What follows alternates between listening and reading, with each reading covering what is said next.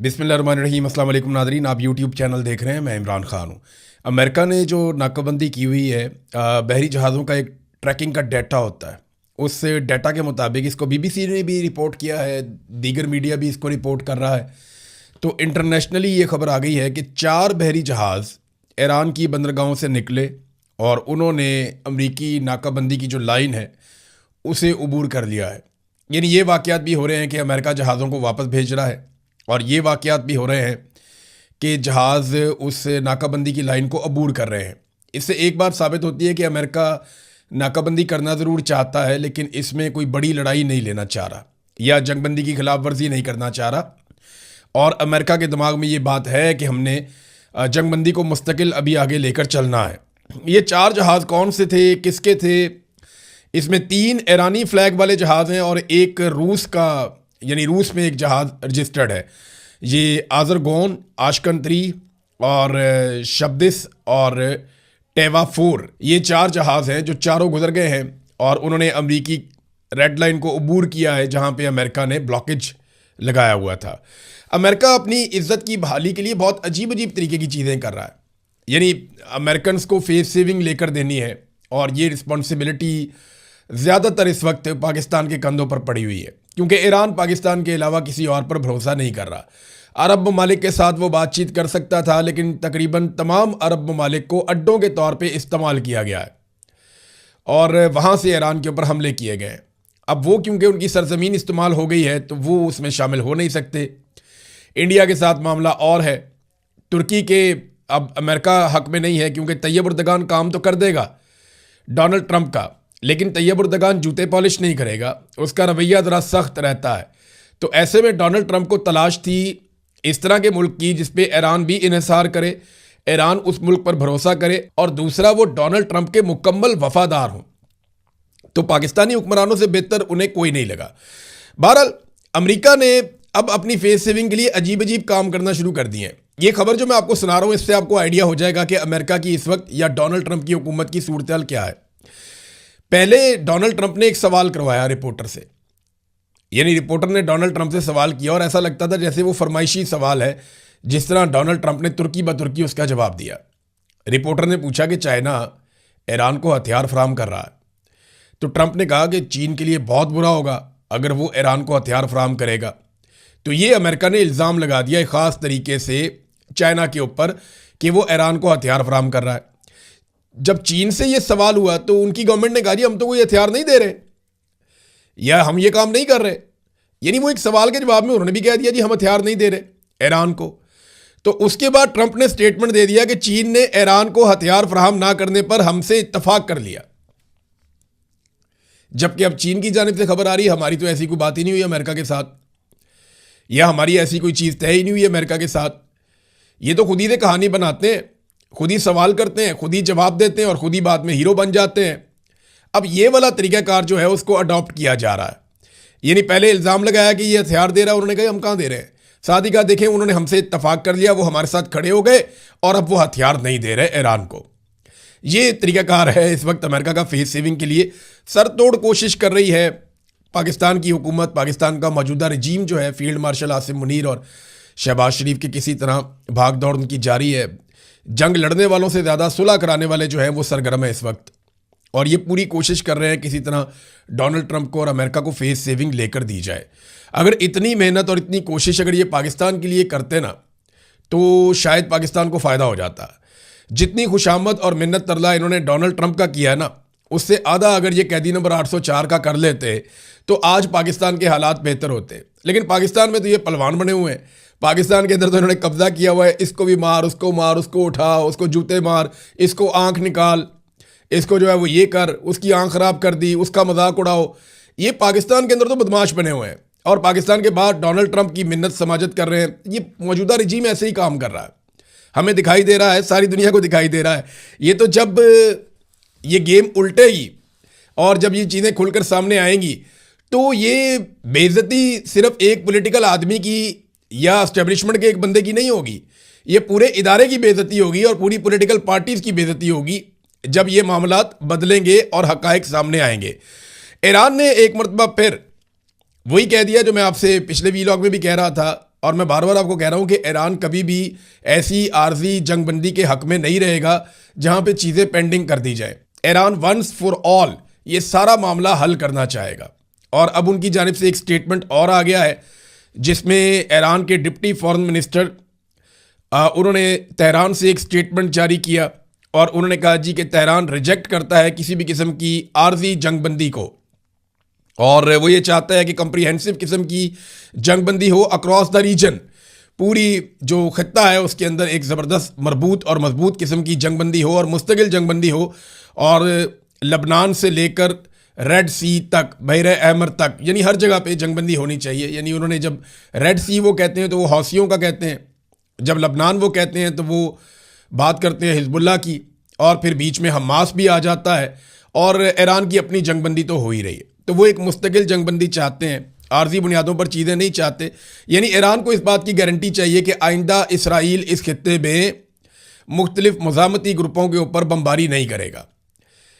Israel जो है वो गज़ा पे बमबारी नहीं करेगा, इसराइल जो है वो लबनान पे बमबारी नहीं करेगा हिजबुल्लाह पे, और हौसियों के ऊपर भी अटैक नहीं किया जाएगा। उन्हें एक मुस्तकिल जंगबंदी चाहिए जिसके लिए वो आवाज़ उठा रहे हैं, और वो ये कहते हैं कि हमें उसके अलावा कुछ और कबूल नहीं है।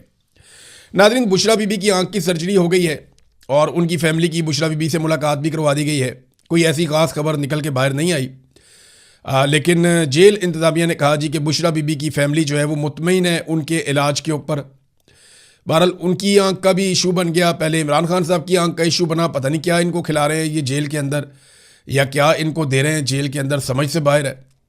कुछ तो ऐसा है जिसका ये पर्दा रखते हैं, वरना ये इमरान खान के डॉक्टरों को जाने देते, जाके उन्हें टेस्ट लेने देते, इमरान खान के ब्लड टेस्ट हो जाते, इमरान खान साहब से मुलाकात हो जाती, उनकी कंडीशंस को उनके डॉक्टर्स चेक कर लेते, या उनकी फैमिली जाकर मिल लेती। ये सारी चीज़ें आसिम मुनीर साहब ने रोक रखी हैं। तो ऐसा क्या किया जा रहा है इमरान खान के साथ और उनकी अहलिया के साथ कि उनकी आंखें ख़राब होना शुरू हो गई हैं।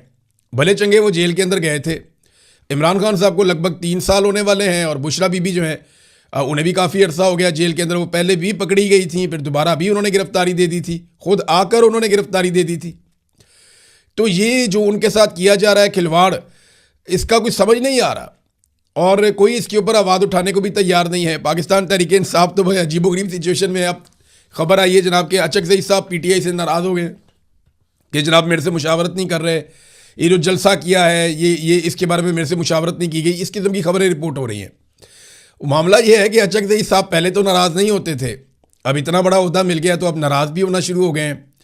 यहाँ पे ना बस पाकिस्तान में ऐसे ही चलता है, जितना बड़ा आदमी को ओहदा मिल जाता है वो बताता है कि वो खुद कितना बड़ा आदमी था। अचकज़ई साहब को अपोजिशन लीडर का ओहदा ऐसे तो नहीं मिलना था, लेकिन पाकिस्तान तहरीक इंसाफ ने उनको अपोजिशन के ओहदे पर बिठाया। अब खबरें आ रही हैं कि अचकज़ई साहब भी नाराज़ हो जाते हैं, दीगर लोग भी नाराज़ हो जाते हैं। तो PTI हुकूमत या एस्टेब्लिशमेंट से नाराज़ होने की बजाय ज़्यादातर आपस में ही एक दूसरे से नाराज़ होते रहते हैं, और उसका फ़ायदा अपोजिशन को और हुकूमत को बहुत होता है। नाज़रीन, एक चीज़ मैं नॉर्मली इस पर बात नहीं करता, लेकिन मुझे आपके सामने रखनी है ताकि ये रिकॉर्ड का हिस्सा रहे। आज 17 तारीख है अप्रैल की। आज से 2 साल पहले इमरान खान साहब ने स्टेटमेंट दिया था कि अगर मेरी बीवी को कुछ हुआ तो जिम्मेदार आसिम मुनीर होगा और मैं नहीं छोड़ूंगा। और आज 2 साल के बाद जो इमरान खान की अहलिया, उनकी हालत तशवीशनाक थी, उन्हें अस्पताल मुंतकिल करना पड़ा। यहाँ पे जो इंफॉर्मेशन मिनिस्टर है पंजाब की, जिनके अंडर में ये जेल आती है अडियाला वाली, उनका स्टेटमेंट मैं आपको पढ़ के सुनाना चाहूँगा ताकि वो रिकॉर्ड का हिस्सा रहे। उन्होंने कहा जी इमरान खान की आंख बिल्कुल ठीक है, उनकी सेहत का ध्यान इतना उनकी फैमिली को नहीं जितना हुकूमत को है। उन्हें तो जाली लंगड़ा बनने का भी शौक था, वो तो जाली प्लास्टर चढ़ाकर व्हील चेयर पर बैठा रहा। ये जनाब पंजाब की इंफॉर्मेशन मिनिस्टर ने कहा है। इसको रिकॉर्ड में रखना चाहिए। इसको कहते हैं बीमारी का मजाक उड़ाना। कलसूम नवाज की बीमारी पे कुछ गुमनाम और कुछ गैर अहम किस्म के अकाउंट से उन्होंने मजाक उड़ाया था, जिसकी सबने मजम्मत की थी, मैंने भी, बाकी सब लोगों ने, सहाफ़ियों ने भी मजम्मत की थी। तो उस वक्त एक बहुत बड़ी इखलाक ब्रिगेड खड़ी कर दी थी पाकिस्तान तहरीक इंसाफ के खिलाफ अपोजिशन ने, उस वक्त की अपोजिशन ने। इमरान खान ने कभी मजाक नहीं उड़ाया, इमरान खान के मिनिस्टर्स ने कभी मजाक नहीं उड़ाया, लेकिन रिकॉर्ड के ऊपर रखिएगा कि इस मरतबा ये मजाक इंफॉर्मेशन मिनिस्टर खुद उड़ा रही है, और ये रिकॉर्ड के ऊपर रहना भी चाहिए, क्योंकि बारी बारी सबकी बारी। आपको क्या लगता है कि मिलिट्री एस्टेब्लिशमेंट सिर्फ पीटीआई को मारेगी? नहीं, ये पीटीआई से वेले हो गए ना, फिर ये आपको मारेंगे, फिर ये तीसरे को मारेंगे, फिर ये चौथे को मारेंगे। अभी भी ये जर्नैल जाते हैं जब बच्चों को लेक्चर देने के लिए, आप जरा वो वीडियोस निकालें और निकाल कर सुने ना। ये अभी जब जर्नैल जाते हैं बच्चों को यूनिवर्सिटीज़ में, कॉलेजेस में मिलने के लिए, तो वहाँ ये कहते हैं खुलकर कि सियासतदान है करप्ट, वो है बेईमान, वो पाकिस्तान को आगे नहीं बढ़ने देते। हालांकि सियासतदान तो बेचारे कुछ नहीं बेचते जो पाकिस्तान के साथ पाकिस्तान की एस्टेब्लिशमेंट ने और अदलिया ने कर दिया। खास तौर पे काजी फायद ईसा की एक वीडियो वायरल हो रही थी। वो पता चला कि आयरलैंड एम्बेसी का कोई प्रोग्राम था। एक खातून है, उन्होंने ये दावा किया कि मैं भी वहाँ पे थी, और किसी ने काजी फायद ईसा को ज़्यादा मुँह नहीं लगाया। और वो खातून यहाँ तक लिखती है कि काजी फायद ईसा वहाँ पे आंखें चुराते फिर रहे थे। यानी ये हालत हो गई है एक काजी की जिसने नाइंसाफ़ी की। अभी जो मौजूद हैं जितने जजेस, चाहे वो आईनी अदालत के हैं चाहे वो सुप्रीम कोर्ट के हैं, वो ये बात याद रखें कि उनकी हालत काजी फायद ईसा से मुख्तलिफ नहीं होगी। ये कौम उन्हें कभी माफ़ नहीं करेगी। इन लोगों ने नाइंसाफ़ी की इंतहा कर दी है। सिविलियंस का मिलिट्री कोर्ट्स के अंदर ट्रायल इन्होंने करवा दिया, लोगों की ज़िंदगियां इन्होंने बर्बाद कर दी, इंतखाबी निशान इन्होंने छीन लिया। मखसूस नशस्तें जिस पॉलिटिकल पार्टी को अवाम ने दी थी, माले गनीमत बनाकर उन्हें दूसरी तरफ भिजवा दिया। इंसानी हकूक़ के मामलात के ऊपर ये नहीं जागे सोते रहे। तो ये अदलिया अवाम की मुजरिम है और ये जजेस अवाम के बीच में जाने के काबिल नहीं रहेंगे। दुनिया में कहीं भी ये बंदा खुल के नहीं फिर सकता काजी फायद ईसा। और ये जो बाकी रिटायर होंगे ना, ये भी फिर के दिखा दें दुनिया में कहीं खुलकर, तो मैं मान जाऊंगा ये खुलकर फिर रहे हैं। इनकी हालत बहुत बुरी होगी। जैसा कि जनरल बाजवा है, नदीम अंजुम है, ये लोगों में नहीं जा सकते। मेरा चैलेंज है, आ जाए यूरोप में, अमेरिका में, इधर बरतानिया में, दुनिया के किसी भी मुल्क में आए, खुलकर जरा पब्लिक में फिर कर देखें पब्लिक इनका बैंड बजा देती। ये जनरल फैज़ है, वो भी नहीं खुलकर फिर सकता। और जो मौजूदा अदलिया और स्टैब्लिशमेंट पे जो लोग काबिज हैं, चाहे वो जज हैं या जर्नैल हैं, मुस्तकबिल उनका भी इससे मुख्तलिफ नहीं होगा। ये हकीकत है, ये हकीकत है कि इससे मुख्तलिफ उनका मुस्तकबिल नहीं होगा। जो काजी फायद ईसा के साथ हो रहा है, बाकियों के साथ भी यही होगा। और देखें, पाकिस्तान में आवे का आवे ही बिगड़ गया है।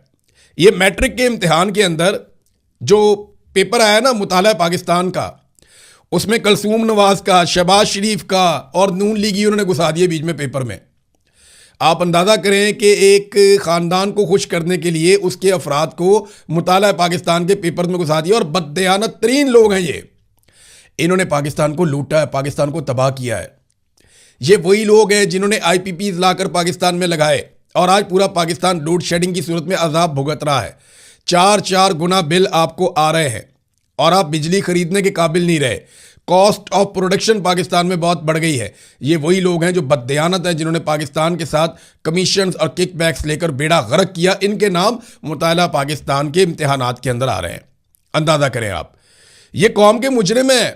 अगर ऐसे लोगों के नाम आप इम्तिहानात में डालेंगे या निसाब के अंदर डालेंगे, तो फिर आप तलबा की क्या तरबियत कर रहे हैं? आप उन्हें वही बना रहे हैं जैसे ये लोग हैं।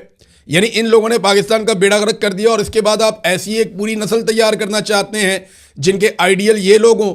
अभी साद रसूल साहब ने बताया कि वो एक स्कूल में गए जहाँ पे माय फेवरेट लीडर के ऊपर कुछ तकारीर वगैरह हो रही थी। उन्होंने बताया कि 3 बच्चों ने कायदे आज़म के बारे में, एक ने नेल्सन मंडेला के बारे में और एक आधे ने कुछ और के बारे में बोला, और बाकी सब बच्चों ने इमरान खान को अपना फेवरेट लीडर करार दिया। ये लगभग 50 बच्चों की बात हो रही है। मैं आपको बताता हूं ना, आप कहीं भी चले जाए, स्कूल बस वापस जा रही होगी ना, या स्कूल से छुट्टी हो, आप स्कूल के बाहर खड़े हो जाए, प्राइमरी स्कूल के बच्चों के सामने आप ऊंची आवाज में बोले ना कौन बचाएगा पाकिस्तान, तो आपको वही पता चल जाएगा कि बच्चे किसको अपना लीडर मानते हैं या पाकिस्तानी किसको अपना लीडर मानते हैं।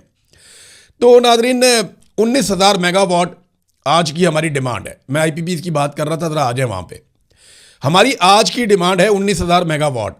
45,000 मेगावाट के करीब हमारी सलाहियत है और हम बिल जो है वो सलाहियत के मुताबिक देते हैं। यानी 2,000 अरब रुपए सालाना हम अदा करते हैं कैपेसिटी पेमेंट की बद में।